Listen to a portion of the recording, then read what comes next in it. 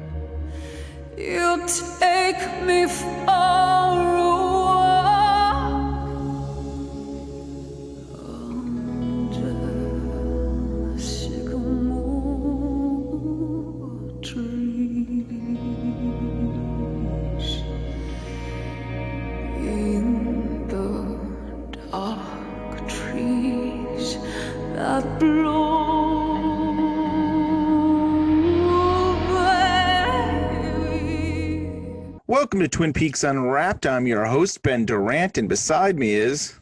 all the way across the state line, Bryon Kazaska. Hey, Bryon. How's the staycation going? Oh, well, you know, being at home, it's just so much fun. But it's a whole nother life. Whole nother life. We are socially distancing ourselves, which is the good thing to do. But the we're show living the must go on. Harold Smith life. We are the Harold Smith life. And speaking of Harold Smith, a couple weeks ago, you know, Scott did his amazing panel, his Graceland at Home panel, I call it. And the big surprise was Harold Smith at the very end. And if you haven't seen that, it's posted on our Facebook page. Please check it out because Scott did a fantastic job. That was so impressive that Scott got Lenny. I mean, to be able to get the actor who played Harold Smith on at the very end, I thought that was such a cool get. And speaking of good gets, Ben, you got the one, the only Robert Bauer, who plays Johnny Horne in Twin Peaks. Now, this is the second Johnny, not from the pilot, but he plays the beef of the Johnny in 1 and 2. Right. And then there's a whole new actor for 3. The third Johnny Horne was a stunt guy. So, I mean, I guess he could run into pictures. And oh, that makes sense. That makes sense. But Robert Bauer, he's such a cool guy. And you guys will get to hear all this coming up. He's an amazing person, but he's like so cool. Like he's so cool. Yeah. And I felt like we had a connection. We were going to we could have him on the show again. Like he just seems like he's up for anything. And really nice guy, real nice guy. And he's, you know, he kind of left acting. I mean, he did some other TV shows after Twin Peaks, but he really got really involved in producing. I mean, he's known for Waitress, which I believe was a movie, and then went to Broadway. He also worked on Dinner with Don, which is Don Rickles, with Scott Ryan's favorite guy. Yes. Yep. And Dinner with Don, I just want to bring it up because people might be like, yeah, Don Rickles. It was actually a TV show where other celebrities had dinner with Don Rickles, which is so cool. Yeah, it's so cool. I mean, it makes me think of the you know, that it's really popular to have like going in cars with people or singing karaoke in cars. You know, like there's a whole these doing something with somebody in somewhere. Yeah, and it's so cool because you know Don Rickles had passed away not that long after. So that's a cool show that he produced, and then you can check it out on YouTube. Yeah, so cool. This guy is just like one of the guys. He's so nice. He was so cool. And there's a lot of gold nuggets you'll hear in this interview that may have not made the book. I don't remember. There were so many things. Yeah, and that's the kind of cool thing too, is like, we're sharing these interviews with you, and we're not going to share every interview we've done in the book, but I think it's fun to just, for people who to be able to listen to some of what we put into the book. Right. So without further ado, here's Robert Bauer. So let's get into it then. So Bobby, how did you prepare for this character, Johnny Horne? So I think the way to answer that is kind of tell you how this came about. I was an actor, not terribly burdened by looks or talent, but I was an actor nonetheless. And I had an agent, and this was early days of my career as a working actor, and I knew Joanna, the casting director. Yeah. I'm trying to think how this even happened. I was doing sort of guest stars on shows, and this was before a series I did on Fox called Flying Blind. This was the first series I was in, and I got a call from my agent who didn't submit me for this, mind you. So I don't know how it happened. Maybe they did, actually. Maybe they did submit me in a group submission. But the way it happened was they got a call that David wanted to see me for the role of Johnny Horne. And they were super excited. And I was like, I didn't know anything about Twin Peaks. There was no script. There was nothing. It wasn't floating around, at least in my solar system. And so I got the call to meet. And I went in for what was the audition, and Joanna told me that the way that David casts and likes to cast and what is germane to his process was going through pictures and looking at pictures. And evidently he saw my headshot and was like, have him come in. I'm sure, along with, many others, but that's how I got the audition. That literally off a picture. And the audition turned out to literally be the audition for the job. Like I didn't know any of that. There was no real stress about it. I went in, I met Joanna, I met Mark Frost. David wasn't there. So did they video record you then, or? They did record me, and I improv'd with Mark a couple scenes. That's great. I mean, literally days later, I got a call that David saw the tape and wanted to hire me. So, wow. Do you remember what you improv'd about? Because there's so little. I mean, there's not a lot of Johnny dialogue. Yeah. So I'm curious. There's not a lot of Johnny dialogue. So, I knew that he had mental issues. Maybe he was on the spectrum. Back then, they weren't even referring to people, autistic or otherwise, as being on the spectrum. It was just he had emotional problems and, came from a complex family and, had some anger issues and whatnot, and was basically a child in the body of a young man. The preparation I did was to watch a lot of cartoons, and I remembered very distinctly the first scene that we shot was the graveyard scene, and that was the full cast, right? That was the full. It was Bauer and Laura, right? Right. Yeah. And that was the first day that I worked, and these guys had all worked before together. So I'm trying to think. I went to a bookstore to look for books that I felt might be meaningful to Johnny, the way that I was approaching him. Yeah. And I found a first edition, now I'm completely Peter Pan. Of Peter Pan, thank you. Of Peter Pan, thank you. It's like you guys were there. I did a tiny bit of research. Yeah. So I had this first edition book with me, and that when I found it in the bookstore, that kind of opened up a world that I felt I could inhabit as this character, right? Yeah. Very sort of, not growing up, forever a child, and comfort in that, not a struggle, but a real comfort in that. And so had this book, and that was sort of my talisman, if you will, that I used and carried into the scene with me. I think as scripted was that day was just amen. Before we did a rehearsal, and then that was the first day that I met Dana Ashbrook, Bobby Briggs. Yeah. And just, how it's rare, but there's times where you meet people and you're like, you feel like an immediate comfort, an immediate connectivity to that person. Boy or girl, it doesn't matter. It's not gender specific. It's just, Right. who, just it's a part cosmic thing to be sort of weird about it. And it's part alchemy, it just is.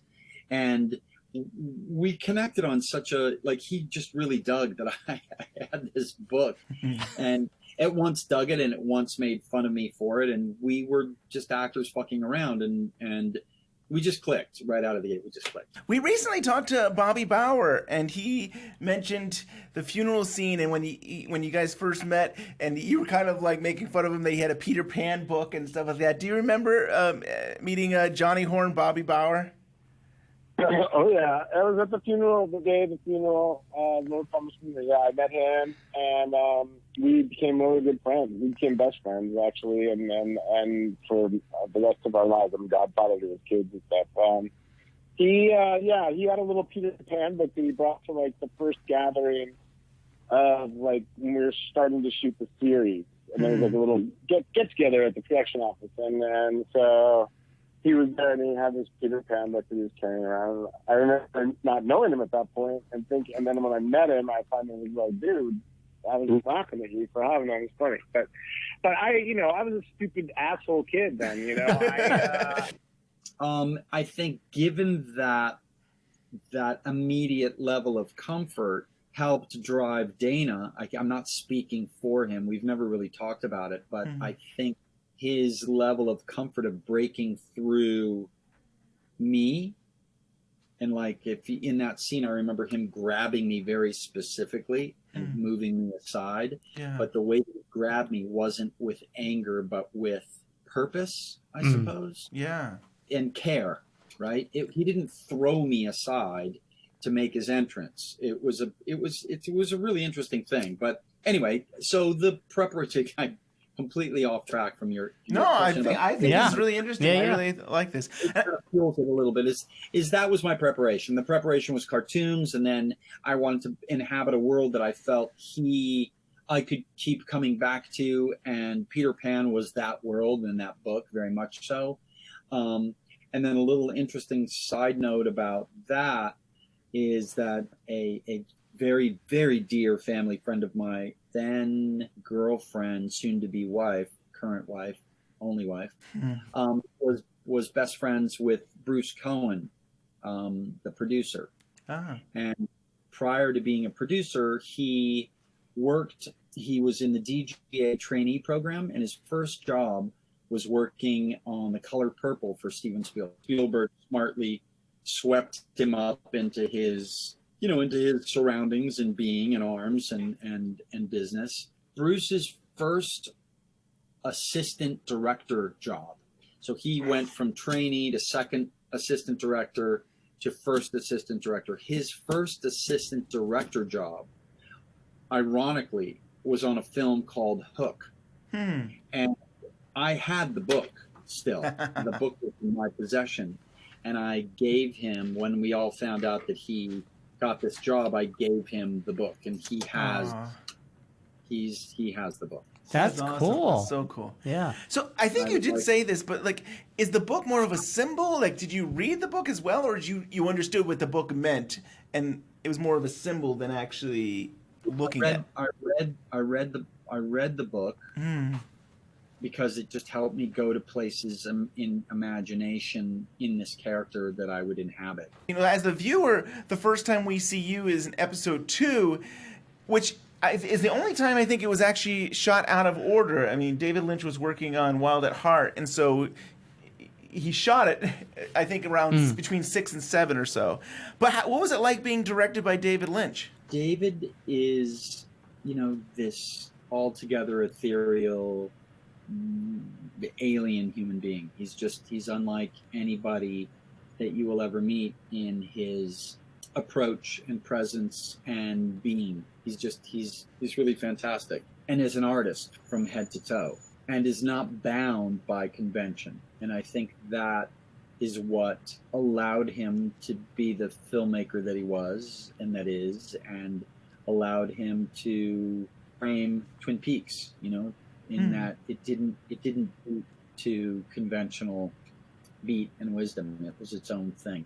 Yeah. That approach was very much the way he was to work with and be directed by. And, obviously there are people that were directed way more in depth and than me. But I remember like the dinner scene with the mashed potatoes, even the funeral. He just wanted me and the actors to explore and be in the moment and where it went, he was game to follow. I think he marshaled that sensibility and that attitude as it colored in the pages of the scenes, as it colored in what he was shooting. Yeah. So he was very free and open-minded that way. And I remember it was a very back and forth dialogue. Like, what do you think, what are you thinking about this scene? I'm thinking this, what do you think? I don't know, that seems kind of good. Let's try that. It was very responsive and embracing and back and forthing. And was there room for improv? Especially your character seems like there would have been opportunity for improving. There was. I guess the dinner scene is a good example of that. Like, I think I would fling the mashed potatoes more than I would serve it to myself. And he was down with that. Yeah. He was like, yeah, I think that's exactly right. And so something that was non-conventional or, again, in the moment, very kind of exploratory, that felt it felt like it would come out of the veins of the character, he was down with. Yeah.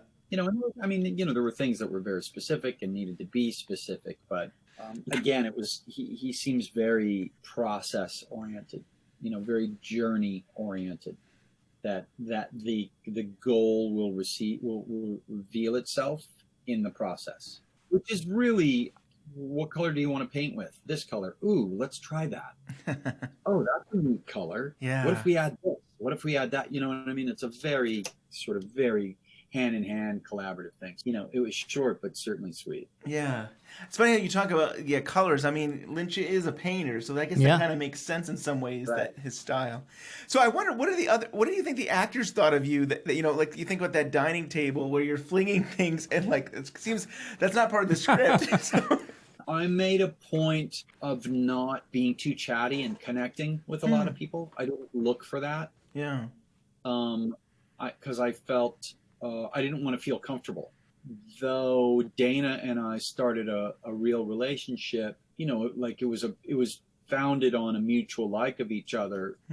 It was also still at the nascent, at the very nascent stages of knowing somebody. And I didn't reveal too much about myself. I wasn't too chatty, I recall, and I didn't really go out of my way to make small talk or, what we refer to as trench love in production, where, you're this instant family and everybody's looking for ways to connect and get along. And, you're in the trench together and, aren't we the best of friends? But, that lasts until the wrap party. Yeah. And then you never speak to those people again. So, but in the rare cases that you do and you bond sincerely, like many actors do, I just felt for the character I didn't want to. I kind of stayed arm's length. That makes sense. Yeah. That makes sense. I thought maybe the storyline would go that Johnny maybe was more connected to this whole Laura Palmer case. I mean, there was deleted scenes where Mrs. Horne was like, "Oh, Audrey's to blame for Johnny because she pushed him when he was a kid and things." So I always thought, well, maybe Jacoby would take care of Johnny, and then we would find out these secrets about the Laura Palmer case. Did you ever hear anything from the writers about maybe possible storylines for Johnny? Yeah, it went somewhere between me going, just tell me if I killed Laura. Because I just need to know. Yeah. So did I kill Laura? To, we don't know who killed Laura. Come on. No, honestly, we don't know yet. Wow. So it was all sort of clouded in did he or didn't he, did she or didn't she, who did. My personal opinion is that I think much like Lost, at some point they started making it up as they went. Yeah. I don't think they figured it out. I don't think they were like, this is what it was. I think the inciting incident drove the investigation, and like any real investigation, things get uncovered along the way. And I think, again, this is just my personal opinion, I think that they wanted to discover what they didn't know along the way. Yeah. Makes sense. I mean, television, if they're going to go for 5 years, or they don't know how long they want to go, they probably want to keep that mystery going till the end. Well, there was no, I think with David, when David came, David, I think, was the first real director, heralded director, film director to come to television. Yeah. To bring his filmic directorial brand and star power to television. Yeah. And I think ABC was like, whatever you want. Once they heard the pitch, they're like, done, whatever you want. And let him, gave him carte blanche to do what he did. And I think that first season was, paid the dividends of ABC's belief in David. It was a big moment in the television landscape for ABC, that they had David Lynch on television, having created this show, and it was groundbreaking on every level. It was groundbreaking. We're talking about directors. I mean, you also got to be directed by Diane Keaton. What was that experience like? It was like being directed by Annie Hall. She was lovely, also just an artist, top to toe, and was all about the exploration and feeling things out. And I think I was in that scene with Dana. Yeah. So Ben Hur is on a horse or something, and, Yes. and Dana is got a trumpet, I think. Yep. They're doing Dixie again, Yeah. and you're down on the ground just making noises. My kids literally, they're like, wow, I don't think there was a worse actor on that show. No. No way. Yes. So it's a rough room over here. Wow. Very fluid and fun and giggly and laughy and just on board with all of it. She was just sweet and lovely. Yeah. And knew was after. I just remember laughing a lot that day. Yeah, that's a great episode, the one she directs. And I always say to Bryon, like, it's funny, the fans are very split. Like, some people are really, like, offended. I don't even understand why they're so offended by her directing. They have bad taste. But she did very stylistic. Yeah. I mean, she had a great eye for the camera and the style. And I thought it was great humor, too. Yeah. Yeah, she's funny and smart and terribly artistic. Like, she's just wonderfully. Yeah, her episode complements Twin Peaks, I think. It feels like a Lynch-directed episode. I think they're very much cut from the same creative cloth. Right, I do. yeah. I'm hearing you guys correctly that some fans are less positive about her episode, like she broke the mold or something. And I don't know if they feel that she was over stylized, that like she went beyond what the normal Twin Peaks episode is. Like, you have characters following each other and they're being I think it's good comical stuff, but there's that humor, and then there's these like really close up shots of the chessboard or just stylistic things that like, oh, that's not a typical Twin Peaks episode. What I think is so what's so ironic dichotomy is normal, fans saying that doesn't feel like a normal Twin Peaks episode. Yeah. Nothing about Twin Peaks was normal. Right. That's so true. It's a world upside down. So anything it is going into the rabbit hole, right? So anything, the Mad Hatter, anything that comes out of that is fair game, I think. I agree. Once you crawl into that world. Yeah. So that's funny to me. Yeah. So this is probably an understatement here, but do you think you were underused for with the show? In one word, fuck yeah.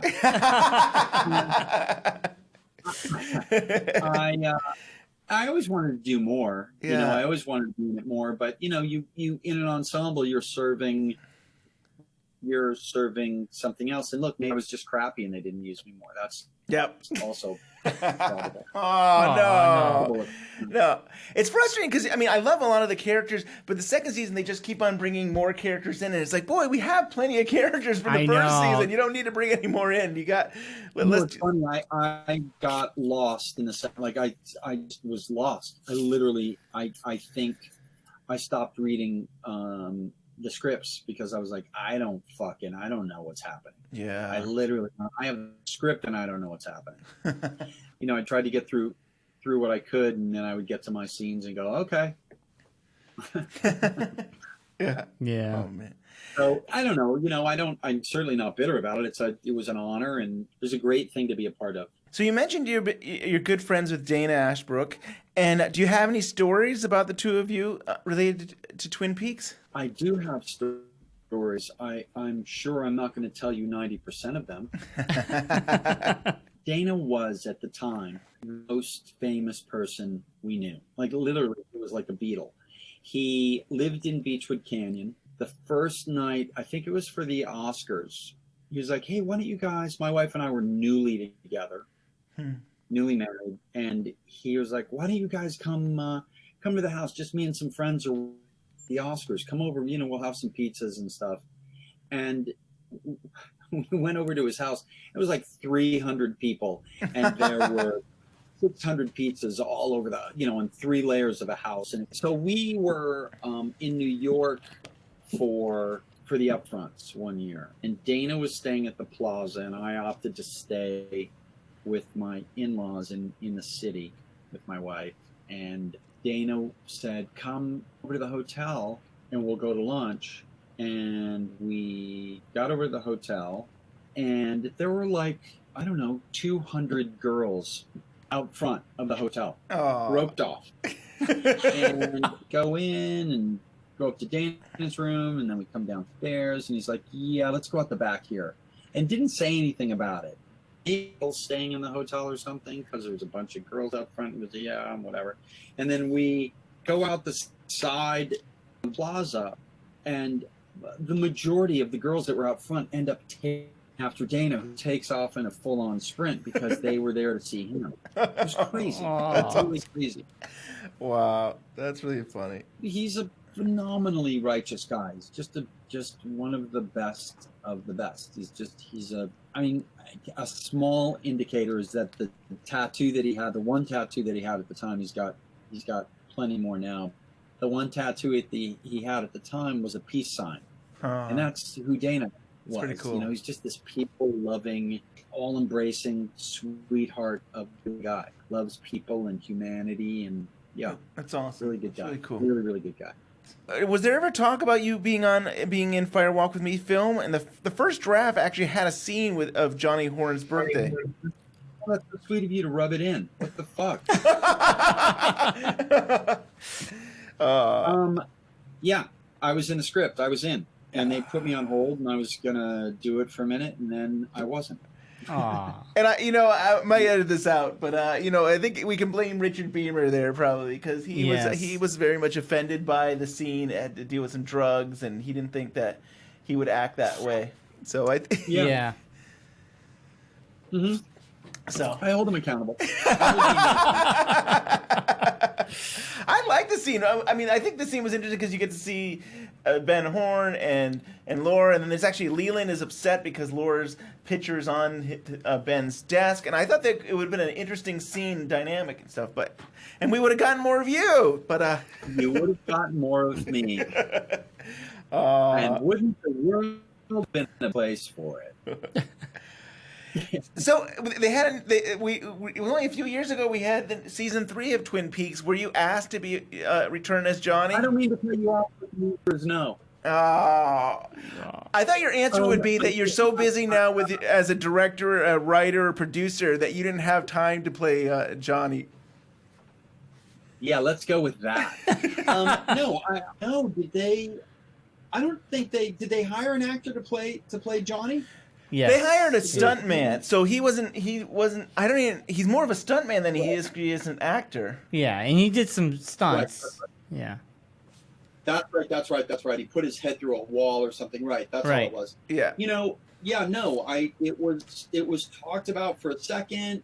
My friends were like, I haven't really been acting, so I have my same attorney, but I don't have an agent or a manager, but I'm friends with all those guys. And they were like, listen, we're going to feel the offer, the call for you, and we'll let you know when it comes, when it comes in.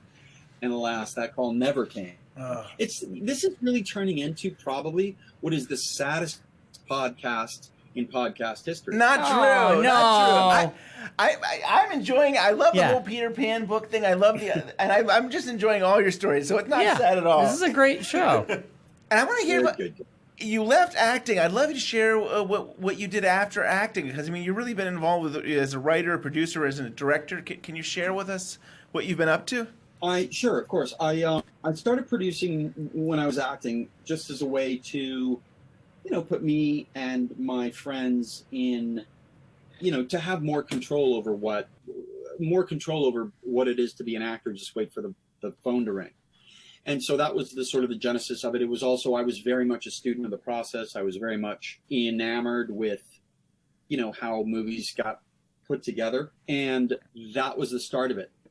So anyway, so that was the genesis of me getting into it. I really, before I started acting professionally and during the times that I was acting, I worked in production. I did every job there was. I got my SAG card on a movie called This Is Spinal Tap. Oh, wow. That's cool. That's pretty awesome. I was professionally in front of the camera. I just loved making movies. I loved the process from, I love the dream factory of it. I love the fantasy that you could have a conversation that led to a script that led to actors reading that script in front of a camera. And, I still to this day believe in the magic that happens between the lens and the actor, and everything leading up to that, takes thousands of hours and hundreds of people. And, there's a lot of preparation that goes into it. And I love the tradition of it. I love the family aspect of it. I love the coming together for a common cause aspect of it. So I think I was tickled by all of that. And then in short order, having produced, I think the first feature I produced a bunch of, because I was an actor, I knew actors, and I was always sort of entrepreneurial, and I would produce short films that actors wanted to make, and I would get brands to pay for that. So I would create an association between the actor and the brand. And, this was before digital. So we did a lot of short films, and that led to the first feature I produced was for Adam Goldberg's first feature. And that was Scotch and Milk. And it was Adam and Giovanni Ribisi, Nicky Katt and Robert Pastorelli. And it's a really beautiful movie. And it was baptism. It was baptism by fire. It was learning on the fly, right? Learning on the job. And I became, over time, much, much better, not just at producing, but I became a better producer than I ever was an actor. And I could hit my stride producing easier than I was able to lose myself in the performance of a role, if that makes sense. Yeah. That's awesome. And then I created a show. We produced a bunch of little movies, started a commercial production company, and we produced a bunch of commercials, and we took the directors that were commercial directors and tried to partner them to long form, and we continued doing short films and continued doing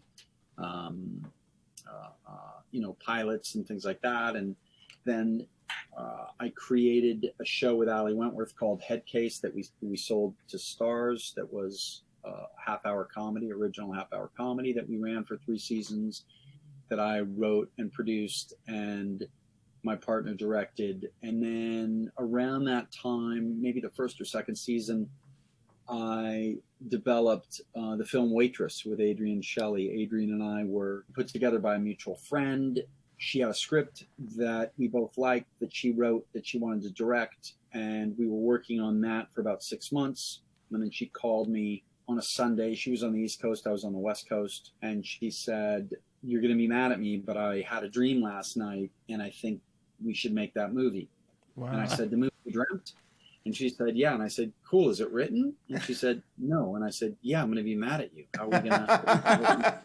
And then I said, well, pitch it to me. And she pitched me, 70% of the movie. My creative contribution to that film was that I made the waitress bake pies. I gave her that. She was just a waitress. I gave her I gave Adrian the idea of her baking pies as a therapy for her, and she was preternaturally good at it. That was her gift, and that came from the fact that my wife at the time had a pie baking company, and she made pies. Isn't that something? And there was a point in time where we were calling the script is literally, I have copies of the script where it was called Pie Baker.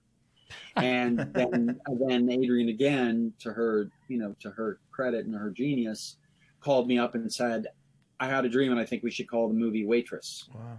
And it just clicked, Yeah. Right. So, and that was a bittersweet success, but we made that movie, and then it's funny going from acting to producing, because it's a little bit from the pan to the fire, Yeah. I enjoy it a lot, and I think I'm decent at it. And then I guess the last thing we did was I had the good fortune of producing and directing Don Rickles' final work, and that was a web series called Dinner with Don that I co-created, and that was super, super fun. We did 13 episodes, and it was just chapterizing his life by people that were famous in their own right, but were giant fans of his. De Niro and Scorsese, Zach Galifianakis, Vince Vaughn, Billy Crystal, Amy Poehler, Sarah Silverman, Rich Eisen. You had people like Snoop Dogg.